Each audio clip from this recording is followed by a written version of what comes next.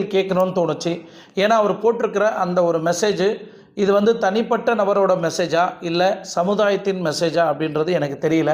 கடந்த காலமாக சினிமா உலகத்தில் இருக்கிற பெரிய பெரிய செலிப்ரிட்டிங்கெல்லாம் அவங்க வந்து ரொம்ப ஈஸியாக வந்து சின்ன சின்ன விஷயத்துக்கு சின்ன சின்ன கருத்து வேறுபாடுக்கெல்லாம் வந்து டிவோர்ஸ் கொடுக்க ஆரம்பிக்கிறாங்க. இதில் எத்தனையோ நடிகர்கள் வந்து டிவோர்ஸ் கொடுத்துருக்குறாங்க.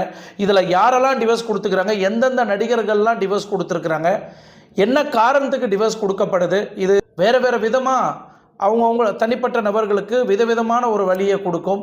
ஸோ இந்த சினிமா உலகத்தில் இருக்கிறவங்களுக்கு என்ன வழி, என்ன காரணம், ஏன் அவ்வளோ ஈஸியாக டிவோர்ஸ் வாங்கி பிரிஞ்சிடுறாங்க, நல்லா இருக்கிறாங்க, உடனே அடுத்த மாதம் பார்த்தா நாங்கள் டிவோர்ஸ் அப்படின்னு சொல்லிட்டு ஒரு அறிக்கை வெளியே வருது. இதில் எத்தனை நடிகர்களெல்லாம் டிவோர்ஸுக்கு அப்ளை பண்ணியிருக்கிறாங்க, யாரெல்லாம் டிவோர்ஸ் கொடுத்து பிரிஞ்சு வாழ்ந்துட்டுருக்கிறாங்க, அண்ட் இந்த டிவோர்ஸை வச்சு ஒரு அனலைசிஸ் ரிப்போர்ட்டு உலகம் ஃபுல்லாக ஒரு சர்வே பண்ணி எடுத்த ஒரு ரிப்போர்ட்டு டிவோர்ஸ் என்ன